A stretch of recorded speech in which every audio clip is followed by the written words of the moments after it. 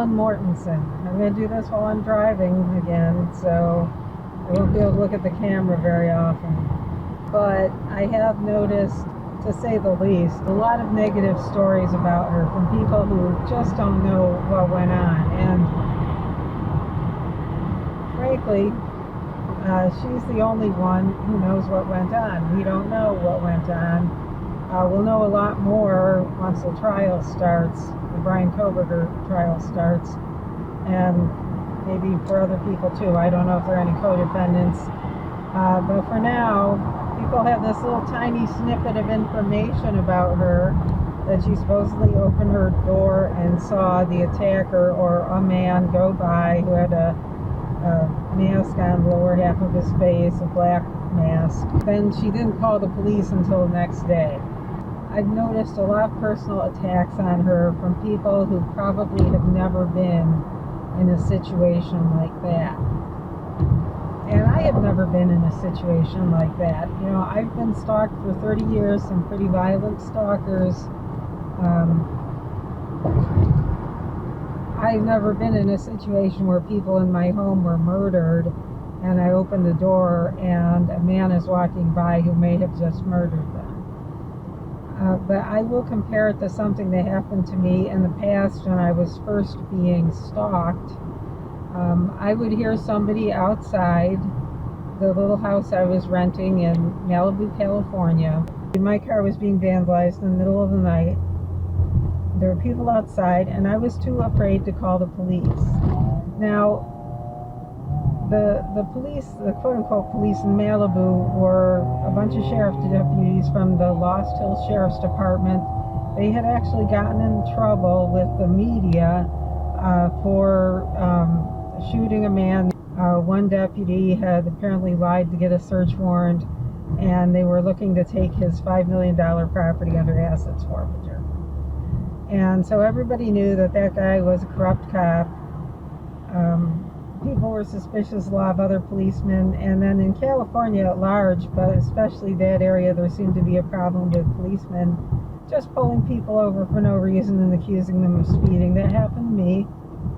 I was going under the speed limit and they pulled me over and accused me of doing 80, which is ridiculous. I mean, you'd probably fly off the cliff on the road that I was on at the time if you were doing 80, but that was the state police actually. But you know, in other words, the police there had, or quote-unquote police, they were actually deputies, had basically ruined their relationship with the public. And with Dylan Mortensen, it's even worse, because her roommates had sort of ruined their relationship with the police. The police were always being called there. They were a problem house. Now, she was there at times when the police were called in the past before she was a roommate, but, you know, it probably influenced her decision if she didn't think that the police would take her seriously. And all too often, I mean, I'm a professional woman who had, you know, several people stalking me. One woman who was very wealthy and upset at the fact that her husband at the time liked me. Back then I was a much younger woman and obviously not as mean or psychotic as his wife at the time. So she started stalking me, and then when I complained to her husband about it, she started, well, suddenly strange men were stalking me. And most of it's related to that. Most of the people who stalk me are related to that. I've heard some of them call stalking me quote-unquote work, and I could get into that. But through the years, I mean, stalking has happened in towns like Middleton, Wisconsin, or Madison, Wisconsin, and it ended up in Middleton because that's where the stalker followed me. I went to an all-night restaurant to try to be where people were for witnesses, and he would follow me and go and sit in the hotel parking lot next door. And there is a problem with police taking women seriously. In that case, because cops hadn't taken me seriously so often in the past to try to get the policemen to take me seriously, actually there were two men following me that night, a couple of the most violent people in the stalking case. Supposedly one has passed away since. The other one I haven't seen for a while, and hopefully he's in prison or whatever. But the fact is, these are terrible men. And one of them, as far as I could tell, was involved in a very serious crime against another woman. I'll just leave it at that. It was bad. I start going down the laundry list of what this stalker who had been in the hotel parking lot next door had done in the past, like expose himself to me, and just all kinds of things. I'm not even going to get into it. It's a huge list. He's what I call my most prolific and demented stalker. And the cop asks me right off the bat if I had some kind of mental health problem. And, that's the thing. The police in the past hadn't done the work. They didn't want to do the work. And so something terrible happened to another woman who passed away as a result. And, here it was just not that long afterwards. And I had the guilt trip the guy to even take it seriously. I told him it was that attitude that got the college girl killed. So we came to an agreement where I could sleep in my car in the police station's parking lot that night because I was afraid of even taking a hotel. I know how hotels are. I'm a consultant. But, there is this problem, and it had been going on for many years with me, where police wouldn't take things seriously. I mean, occasionally they would, but most of the time they did not. They didn't care, even for very serious crimes. And I suppose it's a lot of work. I suppose it's a sticky case if it's he said, she said. One time, actually, a guy had slashed my shoulder, and the police officer in D.C., who seemed to be like a very nice man, concerned for my safety, told me that he couldn't take a report or anything because it could have been accidental. He said the guy's probably going to claim it was accidental. And I'm there like, well, I got the guy's picture. I call him the DC stalker now. He'd stalked me for a while before that happened. And, why can't he take a report? I mean, sometimes criminals admit things, But he wouldn't take the report, but he was very concerned that I stopped taking that bus to work. He told me I had to take the subway, which I really didn't feel comfortable doing, but I ended up doing anyway. And, it wasn't long after that I saw that car with, I'm not even going to describe it on YouTube because they probably wouldn't want this video on there. That could have been accidental, and in my mind went back to DC and that cop saying, well, no, I can't really take a report because it could have been accidental. And here's where we go with intuition. I got this very strong feeling where somebody was asking me, did I think that was funny, almost like a ghost talking to me. It was very, very strong intuition. I mean, when somebody has just passed, a lot of times, I've noticed since then, a lot of times if someone has just passed, there is a lot of energy in the air. I was definitely born with very strong intuition that night, not to challenge that man, that he would hurt me. Long story short, I ended up getting his license tag number, but not calling anybody until they released a sketch months later. And by that time, time had passed. They never caught the accomplices to my knowledge. The whole point of mentioning this is policemen in this city, very concerned for my safety, but tells me, oh, that's not good enough. That's not good enough. I can't do anything for you. This could have been, quote unquote, could have been accidental. It's probably what the criminal's going to say, so waste of time. Don't take that bus again, take the subway. Your life has changed. You have a stalker. You've been through this before. Yada, yada. I had to agree with everything. Okay, everything he said except not taking a report. Okay, not long after, maybe a year or so, around a year later, that happens. A college girl is taken. Something terrible happens to her. She's not here anymore because of that. See a man known to me as a stalker for the past, how many years is that before now? Maybe 20 years. Don't feel like I can call the police, so I don't. It's a long distance from where the crime happened, even though I heard about it on the news in the next few days. Oh, that's too far away, Still can't call the police. It can't be related. Can't possibly be related. So, you're looking at situations like this where that policeman was doing his job the best he could. but it wasn't taken seriously. I mean, it was a serious crime. I mean, I actually might even put a photo of, well, my partially healed. I didn't even get it when it was freshly slashed, which was much larger. I mean, it already healed a few inches by the time I had my friend take a photo of it. I still have that photo. And the picture of the stalker when he got off the bus.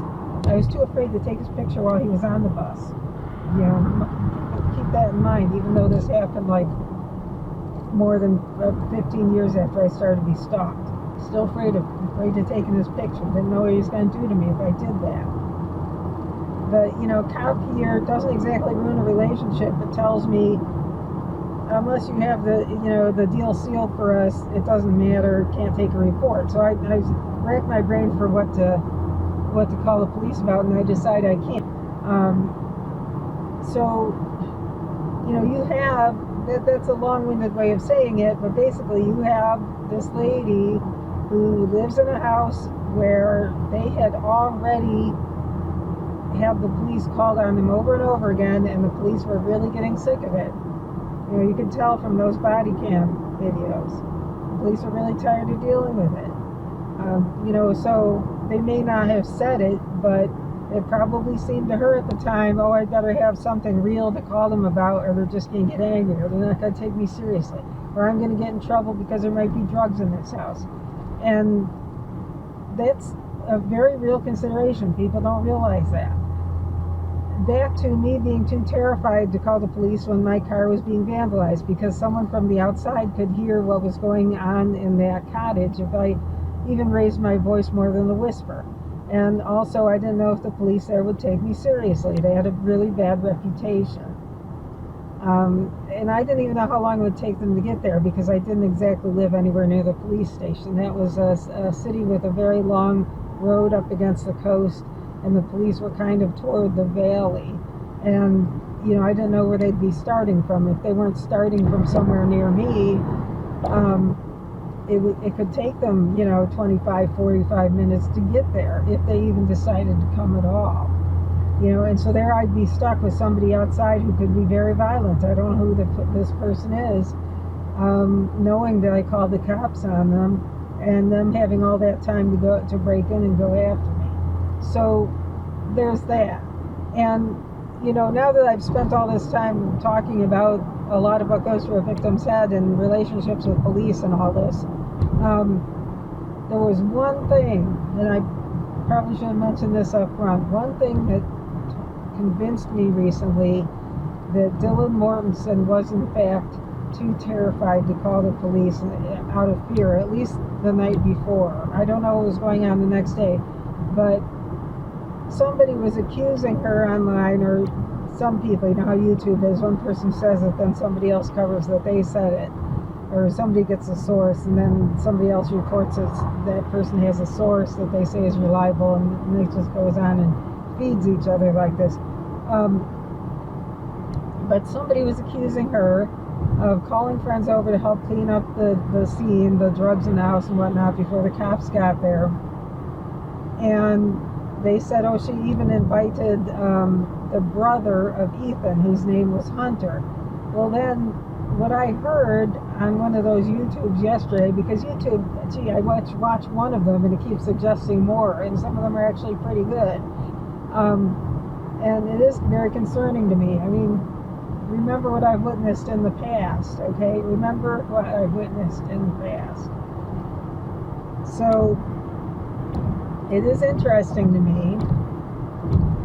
And so I see yesterday this little clip on YouTube that says, you know, I have my source that says, no, that was the wrong Hunter. She called a different Hunter. She called a Hunter that was in one of the buildings near her house, in other words, a neighbor, to come and help her check the house. And so he did. And I thought to myself, wow, that's a brave man. That is a brave, brave man to go into a house after what she probably heard.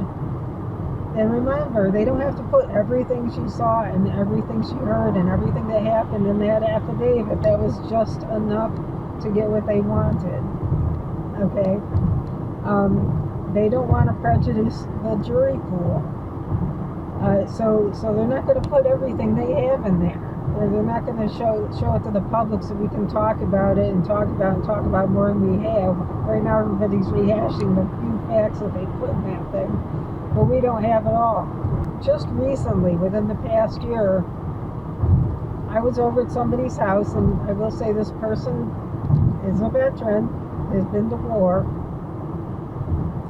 My car alarm goes off. The alarm on this very van, actually.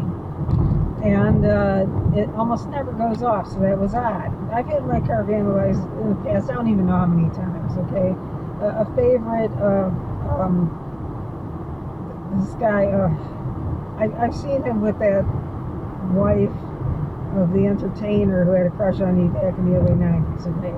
So, that guy considered to be one of her hitmen. I even hate to use the word on YouTube, but he likes to vandalize calipers, okay? And I talked to a mechanic, and he went through every single way he could think of offhand how to tweak a caliper so it would become ruined pretty quickly, and it seemed like that's what he's doing. But there are many ways to do it, to ruin a caliper. And I've actually seen him laying in the weeds next to a car just before the calipers suddenly went bad. Then he had two lookouts, both of whom looked like they were on drugs at the time. This is in Milwaukee. My father had to put up with this, okay? And a senior citizen at the time had to put up with all this because that's the way stalkers are. They don't care. They don't care what they're putting your family through. They don't care what they're putting anyone through. They don't care about themselves. Yeah, stalkers don't seem to think about that, and a lot of times drug addicts don't think about that. And that could be a big part of this case, why Brian Koberger did what he did. I'm not convinced he's totally off the drugs. Okay, back to the veteran. Okay, so my van alarm goes off. And my cars have been vandalized a zillion times. I mean, I don't even know how many times. It costs tens of thousands. So I have to go out there and look. I go out to check on my car, and veteran stands in the doorway and won't walk outside. You could tell he was scared. This is a guy who basically had poo-pooed everything I'd said about the stalking case and just didn't want to hear it. You know, women start to talk about things that have happened to them, and it's very rare that friends will stay with you and, you know, be interested in what's happening. Most of the time it horrifies them, and they're scared, and they don't want to hear it anymore. And so they'll start to try to doubt you and say things to encourage you not to think it's anything. Believe me, take it seriously. Take it very seriously if you're being stalked, especially if you have that intuition and you know something's off. Or if even if somebody says something off color, be careful who you hang out with. Somebody says something off color where it seems like it isn't right, or that's something a predator would say, or that's something a very violent person would say, or that sounds like somebody looking to rip somebody off. Be careful. He would come out and look around the car. I had to do it myself, and I was scared too. I mean, I was scared too, but I had to know whether or not I had to call the police. There's no guarantee what would have happened if I had caught somebody out there. I mean, it depends on how they acted toward me. I will defend myself. He didn't want to go out there. And, so all these guys, she should have called the police. She should have done this. She should have done that. Yeah, you weren't there. And, I don't even know if you would have helped me if you had been in that situation, and even if you're a veteran, even if you're a cop or an ex-cop, I don't know that you would have been willing to come around and walk around my car and look for that guy laying next to my car vandalizing my brakes again, because you don't know how he was going to respond if he gets caught in the act. Okay? I mean, when he was seen in Milwaukee coming out of the weeds and jumping over the fence to get out of there, we weren't there in his face. We don't know what he would have done to us if we had been in his face when he did that, or we had been standing over him. I mean, he has orchestrated some very violent things. So, you don't know how you were going to respond. And This woman has virtually no experience with it. I don't know if she's ever been stalked. I don't know if anybody has ever raised a hand to her in her life. I have no idea what Dylan's background is like, what her family's like, what she's used to putting up with. If she had any idea what could have possibly happened. I mean, yeah, you hear a bunch of screaming. Those kids probably screamed just as a part of partying, or screamed and laughed loudly at people's jokes. They probably made a lot of noise all the time. They certainly had their music cranked enough to attract the police time after time. She was afraid enough to call a neighbor the next day. Afraid enough to lock herself in the room, so she kind of knew something was going on, but at the same time, if she overreacted and called the police on her roommates, they may not have liked that. She may have gotten herself kicked out. You don't know. The reason I wanted to say something was I have way too much experience at this. That people accusing her have never been through it. And I have been, and I thought I should say something. You just don't know. You don't know what you would have done if you would have had the courage, even if you think you're a big man, even if you're armed. You don't know if you would have had the courage to confront a guy who may have just committed a horrible crime, or who made your roommate scream, and who probably was giving her horrible intuition, not to challenge him, to just, stay still, so hopefully he won't notice you if he's in a hurry or something. And don't even try to fight him unless he fights you first. And then she may have wanted to stay silent just because she was afraid he'd break the door down if he overheard her calling the police. Maybe she didn't have her phone with her. I don't know these details, and neither does anybody else at this point other than her. And maybe a few close friends that she had, but that's the point. That's the main point I want to get across, is that the people saying that she should have done this or that have never been there. Have never been under threat of losing your life. And there were too many other circumstances, like the relationship with the police, and the way police, even just the way police are in this country, where they don't take women seriously nearly enough. As a whole, I mean, a lot of police do a good, conscientious job. There are a lot of people on the Megan's Law list. There are a lot of people in prison right now serving time for violent crimes, and so there are a lot of good police in this country. A lot of women are skeptical because they've had bad experiences before. The fact that the perpetrator planned it is something that can really catch someone off guard. I don't know too many people who actually do have any kind of training on what to do if you're attacked. I suppose that's something that the military might drill into people. The police, yeah, but a regular college girl, no, probably not. Another thing I wanted to mention was the cultural difference. Kohberger was from the, I guess you call it the east, toward New York City, toward New Jersey, toward even Philadelphia. There's a lot of crime out there. And he may have had friends who got him into drugs, and who knows what else. A lot of times drugs accompany other things like robbing houses or, other little crimes, financial crimes to get money. And sometimes people like that think that's okay. Whatever it takes to support your drug habit. And if you get into drug gangs, there are turf wars. There are issues of not paying a dealer when they expect to be paid, because he actually had those kind of people in his life before. It's not a stretch to think that he thinks like them, or he expects others to know or expect these kinds of things, these kinds of behaviors. Then you take the upper Midwest, and this would be almost the Pacific Northwest. My experience in Wisconsin is that people didn't expect as much crime. Often it was, more likely to happen in certain areas, like big urban areas, and people in smaller cities didn't expect it as much, although a lot of it went on anyway. I mean, a lot of crime goes on in even the smallest towns.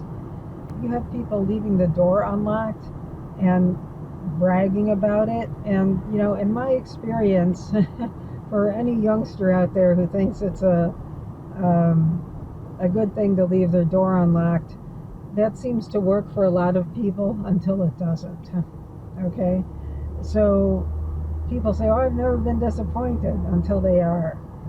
So, I don't know, maybe it's a city girl in me, but I don't think it's a good idea to leave your door unlocked. And people can do that because they think, well, I want my neighbors to be able to check on me, which is nice if you can really trust your neighbors. A lot of times you can in these towns. A lot of times you have very nice people who live there, and you know the people who live there. There are other times, though, that people fool you. And, the older you get, the more stories you've probably seen on the news, how nobody ever suspected that this guy from church would do something like that, or their neighbor was like that, or their coworker was like that, or their kid's friend was like that. So you have this issue of criminals being, at least the smart ones, being very good at pretending to be normal and coming up with feasible stories. I actually saw one of my stalkers lie on the spot. After one of the attacks, an advocacy organization, I actually saw their number on my phone, and the woman knew things about my case, and they'd been there the day before when I went to the hospital after being attacked. She called me and told me that they wanted to see me at the ER again. So I go and sit in the waiting room forever, telling them that I was told by so-and-so of this advocacy organization that the nurse wanted to see me again to examine my bruises. And what happens, but one of my stalkers, or two of them actually, come and sit in the ER. And after a while of sitting there and, secretly doing Reiki on people who are injured, who seem to be feeling better and not crying out in pain as much afterwards, a security guard walks over to one of them, and he tells him, I'm sorry, but I can't find the name that you gave me of the person you're visiting on our register. They're not here. And he said, oh, but she will be. She's giving birth. She's on her way, and he'd sat there for so long, that almost seemed like a ridiculous story. But criminals are very good at that. They're very good at coming up with stories that at first sound feasible until you find out what happened later, or what was really going on later. You have people who basically are very good at deceiving people, very good at lying, because that's what they do. And never underestimate the power of money. Those were brutal murders. So the fact that she didn't call the police, to me, logically, doesn't make sense unless it was out of terror. Because even if you know him, even if he were her boyfriend for years, what he did at that point was terrifying. And I don't know of anybody who could handle that. That's something that would, even most criminals would just cringe at that. There are very few people sick enough to think that's okay. I really think that all signs point to she was terrified of him.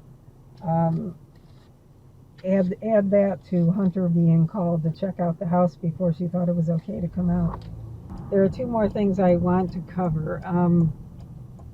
One of them is motive. And I just wanted to say that motive doesn't matter. It does matter in court if they're trying to convince a jury that something happened, that they had motive for it. It would make more sense to the jury that way than somebody just senselessly walking in and murdering 4 people. Some people say death penalty. I'd already in a previous video covered why I don't think that's a good idea, aside from the fact that a lot of times people are proven innocent later.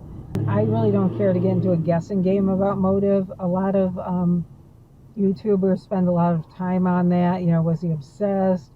Was a drug deal gone bad? What was going on in his mind? Is he crazy?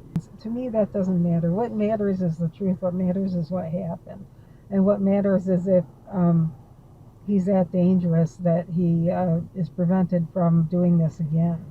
Otherwise, if we didn't have some kind of system for dealing with people like this, we'd have people wandering the streets all the time, just randomly stabbing people. It's not something that we can allow. If we had kind of Wild West justice, I suppose things might eventually get taken care of if enough people were aware of who was doing it, and decide to do something about it. But in this case, motive doesn't matter. And I don't think that a guessing game on his motive is really that useful to people. I mean, it might be fun to speculate, but I think there are cases where the effort would be better spent, as far as doing an analysis that's useful to somebody out there. The final thing I wanted to get into is memory loss. And this is something that police know, but I have not seen many people mention when talking about this case. So I'm not sure that they're even aware of it, but when you experience trauma like this, and yes, Dylan Mortensen was traumatized, as was Bethany, the other roommate. I remember one guy put out a YouTube claiming that he was her friend and that she wasn't traumatized. She was, just like she always was. Well, she probably can't even begin to describe what happened to her friends, okay? There's that. There's a loneliness to this happening where you may have tried to describe it to a couple of friends and they just didn't want to hear it, so then it's kind of like that policeman who didn't want to take the report, then down the road there's a similar situation, and something much more serious has happened, and you kind of let that one slide because the previous, without checking with the policeman in that district, you assume it's going to be just like the policeman in the old district. Well, something similar happens when you have really bad experiences. One friend doesn't want to hear it, another friend doesn't want to hear it. You really don't want to talk to them anymore if all you talk about are, salads and flowers. You basically stop troubling your friends with it, and you grow more distant from them. And that's happened to me. And also less trustful of them if they say something weird. Because it turns out that several of my friends have been helping these people, and then you realize later, well, either that person was acting friendly toward me because they were with, my stalker, an accomplice, or hired, or whatever, all along, or they were offered money, or fed a line and, not bright enough to think about, who they know and who they don't, and what kind of nonsense they're being fed, and if it even makes sense. In this case, the Idaho victims were almost lucky, the ones that survived, in that people know that what she's saying really happened. If this were somebody who was popular, who attacked her and left her alive, and she tried to tell people what he did, it'd be much worse for her. I mean, it's bad enough now, but, a lot of her friends would walk away from her and not believe it, and all this nonsense. They won't stop to think twice. Common sense isn't that common. She'll seem normal, but she's only normal to you because she knows you don't want to hear about it, or she assumes you don't want to hear about it, or she doesn't want to talk about it yet. That's one thing that a lot of assault victims say, is that they don't like to talk about it because then they're thought of as so-and-so's victim, and that so-and-so is like one of the most disgusting people you've ever seen or know, and you don't want to be thought of as connected to that person in any way, so you'd rather just tell the police about it and hope they can catch him because you have a life outside of that. I think it was one policeman or FBI agent or somebody said, in her experience, most victims just wanted to get on with their lives. Well, of course, they have bills to pay. They can't let some criminal ruin their job and ruin their lives. When you've been through trauma, and she was traumatized despite what her friends say, a lot of times some of that memory goes away, and it's something you can't help. And there have been times where I haven't remembered something for months, or even this one important fact for years, and the only reason I remembered that one important fact was because another, I call it kind of like a sideways bump. Someone very similar popped into my awareness because, it was a security risk for him to be in town. There's a whole bunch of stuff going on in the criminal world. It's ridiculous. I mean, the kind of stuff that goes on, and people don't believe some girl who's too afraid to call the police. I mean, you won't believe what goes on out there. And I'm not even a cop, okay? I just happen to have experienced it because, unfortunately, women who are young and attractive like I was They have a bunch of creeps after you all the time. I mean, you go from one town to the next, there's suddenly a new set of predators in that town, and you have to be on guard all the time. It's terrible, but in my experience. So Dylan Mortensen may already have forgotten some details, and it might be hard for her to get those back. I find that I can remember them best when I am really, really relaxed. Oh dear, the fire. That's not good. And fire trucks are here putting it out too. Oh, I'm just in the way, so the truck's behind me, so I'm getting out of here. Oh man, I hope nobody died. That's a big burned area. Oh my god, a big burned area. I hope that wasn't from a car accident. Okay, anyway, oof, something else. Your memory can escape you, and unfortunately it does aid the criminals, but it is a symptom of trauma, and people know this, cops know this even. It's not just something known to psychologists. I mean, some of that memory will come back, some of it may not. I mean, it depends. It can still trip you up. I hope that people are a little more well educated now on what it's like to be a victim of violent criminals. Again, I haven't even experienced the level of violence that Dylan has, but to me, people are way too critical not having gone through it themselves. The fact is, people don't know what they would have done in that situation. Even a really violent drug dealer may have had trouble with that situation. It was just so bad. There is a strong possibility that she was afraid of being in trouble for something petty. There's a possibility she didn't think the police believed her. There's a possibility she doesn't remember it all. There's a possibility that she was just terrified and she couldn't do anything. And there's a possibility that she had really strong intuition not to make any noise, or she'd be killed. There are all kinds of things that could have gone on. And the fact is, we weren't there, and we don't know.